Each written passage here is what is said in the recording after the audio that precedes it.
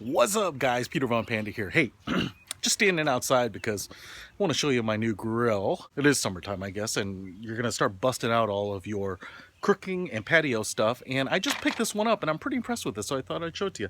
Everyone wants to be a barbecue pitmaster, and my favorite barbecue pitmaster is Leanne Whippen, by the way, who you can actually see in Chicago at her restaurant Q, if you come into town sometime. But I just picked this one up, and I thought I'd give you a little bit of a peek at it. It came delivered, and in parts. It was in a pretty big box, and you have to assemble it.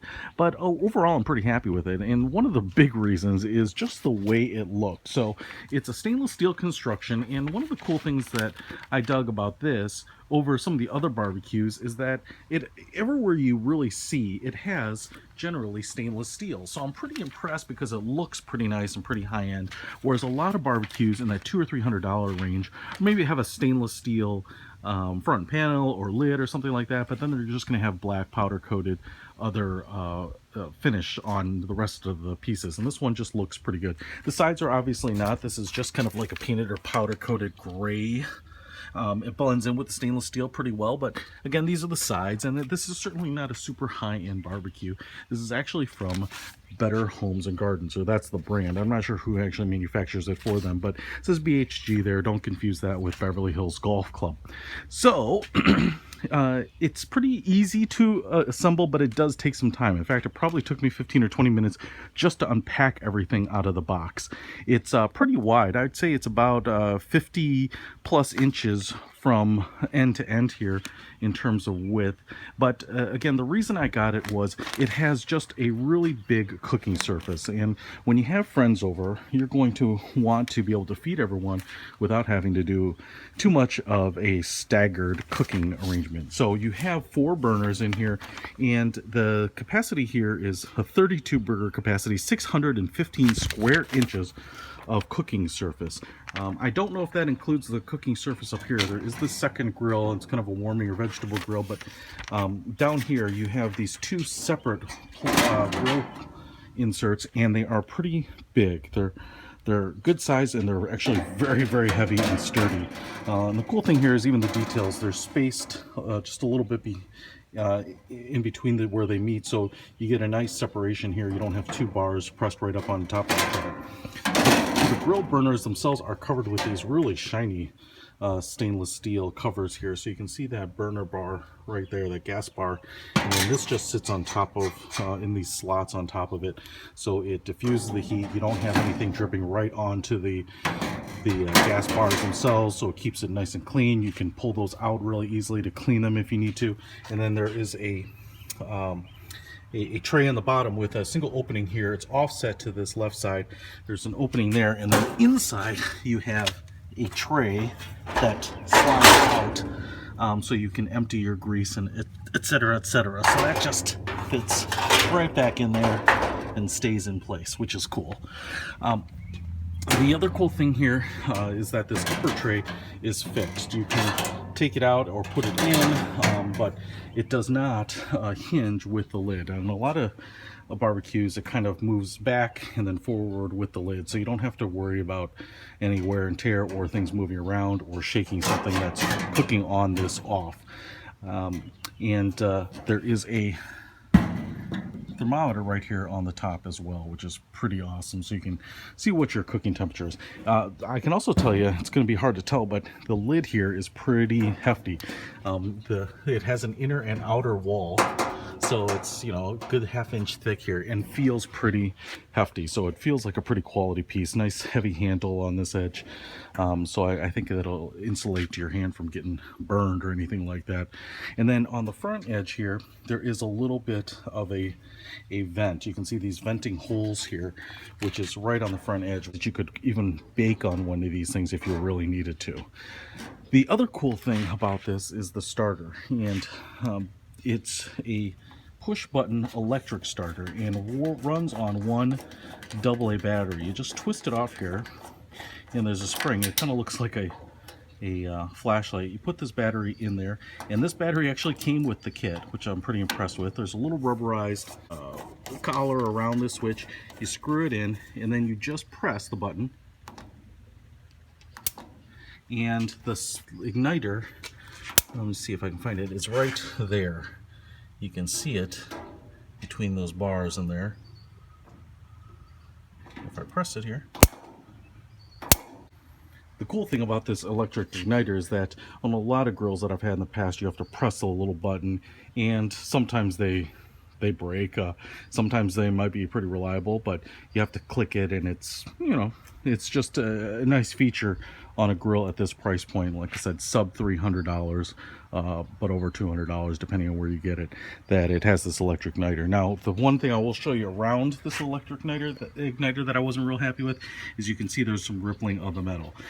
This was actually, looks like it was pushed in at some point, and now the box that was delivered to me wasn't in bad shape, so I'm not sure what happened either when they were packaging it, kind of pushed this in and rippled the metal. So in terms of a kind of a pristine grill, it's a little bit annoying because that isn't perfect, and I have never used this grill yet.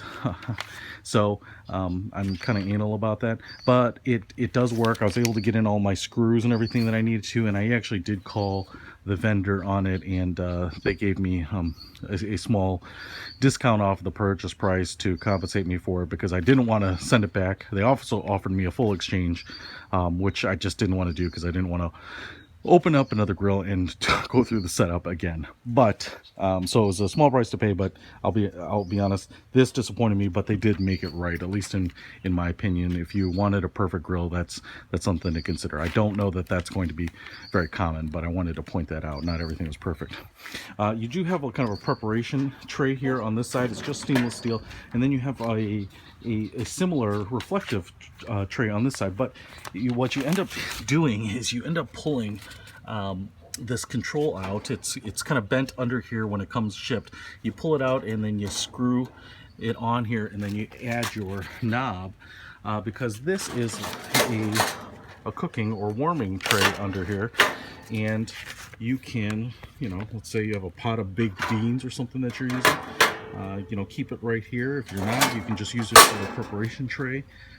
That's pretty cool. So you actually have a fifth burner on this side, which is pretty nice.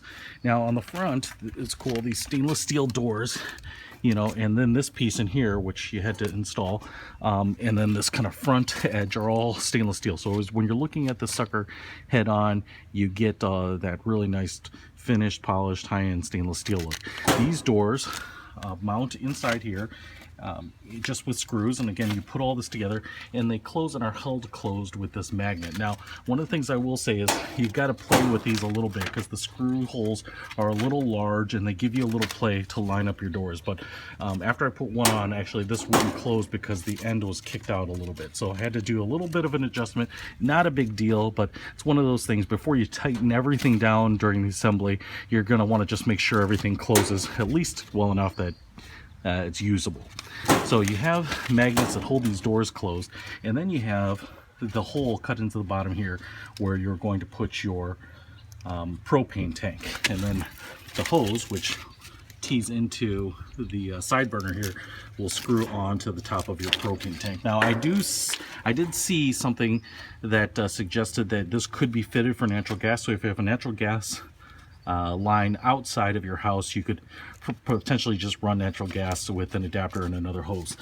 You can see this little black nut back here, and that actually, if we swing over here to the back, is adjustable. It's a big long screw that's adjustable here, so that when you put in your propane tank, you can tighten that nut in and hold that propane tank in place.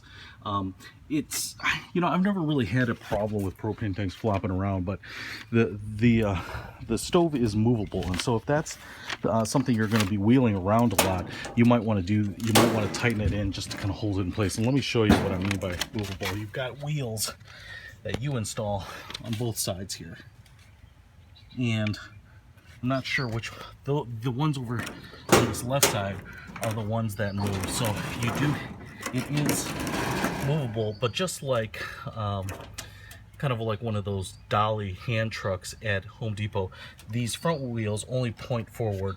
These back wheels are what move, depending on if you're pushing or pulling, I suppose. And so you can easily move your barbecue around, which is pretty cool if you want to pull it off the wall, or you're storing it, or you're putting it away for the winter. And then on the back here, you have this wheel with a lock. So it's if you press on this side that says on, and it's kind of step on it, I'm using my hand, that actually locks the wheel. And then if you press on the side that says off, that frees that sucker up and out it rolls. So even if you roll this sucker out into the area you're cooking, step on that, lock it in place, you shouldn't really have to worry about it moving around too much on you. But the BHG, Better Homes and Gardens stainless steel barbecue grill, I'm really impressed with it.